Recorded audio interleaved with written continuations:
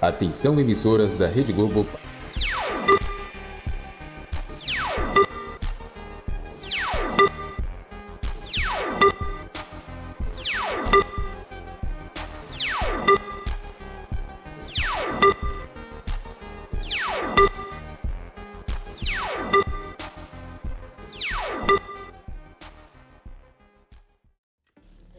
Bom dia, gente.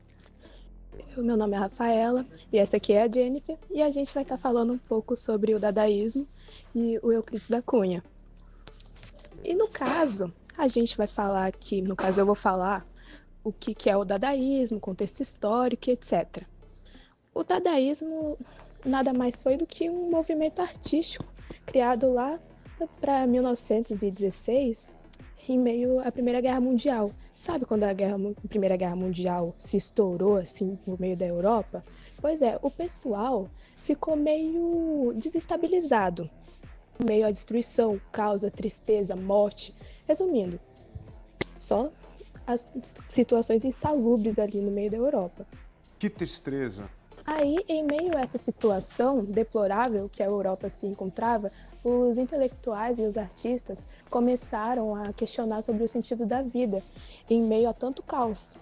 Aí, se a gente for lá para 1916, Suíça, sendo bem específico em Zurique, lá no Cabaret Voltaire, a gente vai conseguir observar que lá que foi o nascimento mesmo do dadaísmo, onde ocorreu várias apresentações de caso música, o pessoal recitando poemas de forma escandalosa e entre outras. E umas pessoas que participaram desse evento do Cabaret Voltaire era o Tristan Tzara, Hans Arp, Richard Huizenbeck, também tinha o Marcel Janco. Aí, esse pessoal começou a rejeitar a lógica, a zombar dos morais da burguesia e das formas tradicionais de arte. E é aí que a gente entra o quê? Na caracterização do dadaísmo. O que caracteriza o dadaísmo? O que faz o dadaísmo ser esse movimento artístico revolucionário que ele é? Não sei.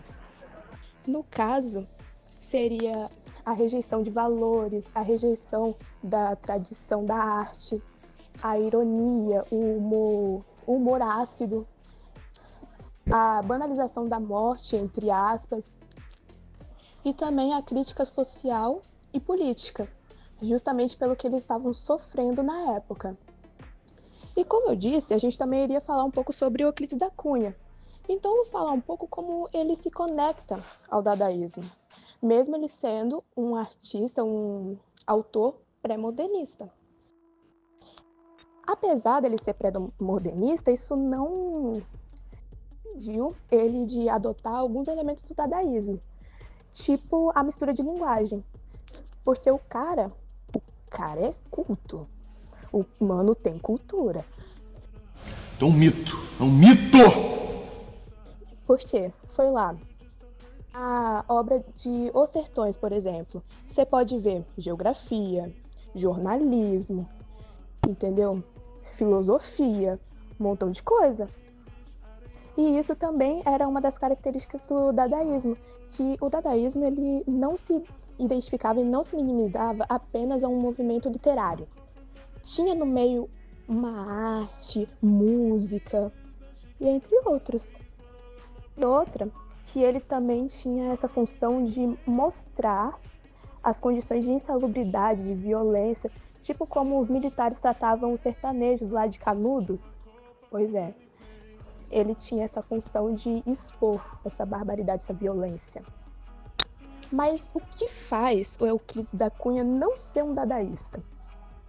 Seguinte, ele não priorizava a irracionalidade, o absurdo. Ele era um pouquinho mais calmo nessa questão, digamos assim. Os dadaístas apresentavam uma coisinha mais passivo-agressiva também. Uma coisa que ele não tinha. Ele focava o quê? Na crítica social. O dadaísmo focava, além da crítica social, no absurdo e na ironização das coisas. Tipo um quadro de um cara lá que foi e pintou a Mona Lisa e fez um bigodinho. Basicamente, essa foi a minha parte. Aí agora eu vou deixar a minha parceira aqui, Jennifer, falar um pouco mais detalhadamente sobre o autor, porque eu já falei demais também. É verdade. Vamos estar falando mais sobre o Euclides da Cunha, umas características dele, né? Mais sobre as coisas que aconteceram durante a vida dele, né? A coisa dele. Beleza, mas afinal, quem foi Euclides da Cunha e por que ele é importante para a literatura brasileira? Euclides da Cunha foi um observador atento do Brasil real. Foi aquele que muitas vezes era ignorado por elites. Ele usava a ciência como ferramenta para analisar os países, né? Mas também tinha um olhar artístico e crítico. Por isso, a escrita dele une ciência e sensibilidade, com emoção e denúncia social. Ele mostrou que a literatura brasileira podia ser muito mais do que ficção, né? Podia ser uma forma de revelar injustiças e contradições. Tá, e qual é a obra mais famosa dele e do que ela fala? A obra mais famosa é O Sertão, de 1902. É um livro que fala sobre o conflito sangrento entre o exército brasileiro e o povo de Canudos, liderado por Antônio Conselheiro, no interior da Bahia, né? A estrutura da obra é dividida em 3 partes. A terra, que trata de geografia, o clima da região, o homem, onde ele analisa, né, o povo sertanejo e suas condições de vida, e a luta, onde ele narra a Guerra de Canudos. E ele realmente foi para Canudos? E como é que foi essa experiência dele, assim? Sim, Euclides foi para Canudos, como repórter do Jornal do Estado da Bahia, né?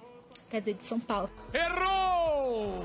Ele foi enviado para cobrir o fim da guerra, com a ideia de que encontraria fanáticos religiosos rebeldes.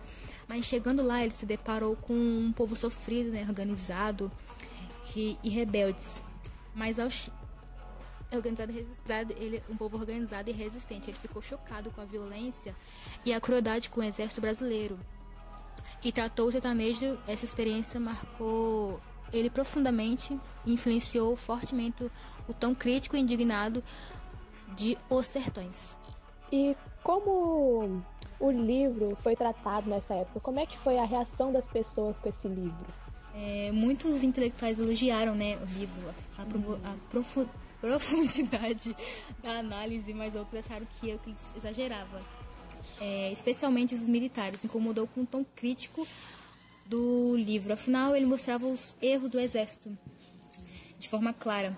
Depois de algumas décadas, a obra Os Sertões foi reconhecida como uma das maiores obras da literatura brasileira. E ele tinha outros hobbies ou interesses depois da literatura? Sim, Euclides era apaixonado por ciência, geografia, ele fazia mapas, observava a natureza, né? E até media a velocidade dos rios. E também se interessava por fotografia. Esse olhar científico está muito presente no contexto, no texto dele, né? Principalmente na forma como ele descrevia o sertão. Como é que foi a morte dele? A morte dele foi trágica, né? Ele foi morto com 43 anos, né? Uma idade meio novo, né? Aham. E foi em 1909, né? Se eu não me engano, assim. E foi pela amante da sua esposa.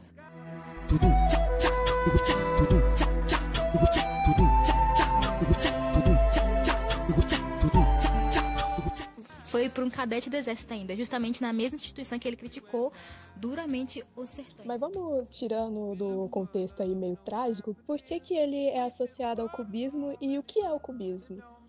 O cubismo foi um dos principais movimentos artísticos, né, da vanguarda europeia e teve seu início no século XX, criado por artistas como Pablo Picasso e George Braque. Eles queriam romper com forma tradicional e representar a realidade nas artes visuais. Em vez de pintar uma figura ou um objeto único, o único ponto de vista, né, como se fosse uma foto, eles começaram a mostrar vários ângulos. Ao mesmo tempo, usavam formas geométricas, fragmentos, sobreposições e recortes. Que elementos da escrita do Euclides pode ser considerado cubista? Comparado das obras de Euclides, o cubista faz até bastante, né, sentido, porque ele fragmentava a realidade. Ele não descreve o sertão de um jeito só. Ele desmonta o cenário e os personagens, acontecimentos, e mostra tudo isso de diferentes ângulos. Mas de maneira mais profunda, que vai além da tradição, né? Entendi. Aí tem um trecho específico de Os Sertões que parece ser cubista? Sim, um dos lembrados é a paisagem era um poliedro de luz e sombra, onde cada face contava uma história diferente. Só o uso da palavra poliedro já remete a essa ideia geométrica, cheia de faces e de pontos de vista. Isso é o que ele faz com o sertão, né? Mostra que a terra é seca e dura. Tem várias histórias, várias verdades, outro exemplo, do jeito como ele intercala cenas brutais. Então dá pra dizer que, tipo, Os Sertões é uma obra cubista? Não totalmente. Euclides ele não fazia parte do movimento cubista e nem tinha essa intenção, mas a gente pensa no cubismo como uma maneira de ver o mundo de forma fragmentada, né? Múltipla, muito caótica. Então dá sim para dizer que ele antecipou um pouco dessa vanguarda, Os Sertões, é moderno desse sentido. Então, resumindo, ele não tinha preferência. Era tudo junto e misturado e é isso mesmo. E, gente, a gente vai ficando por aqui com o nosso videocast. Muito obrigada por ter assistido e um bom dia para vocês. Quem foi o outro desafio e por que é importante para a literatura brasileira? Eu tô gravando ainda.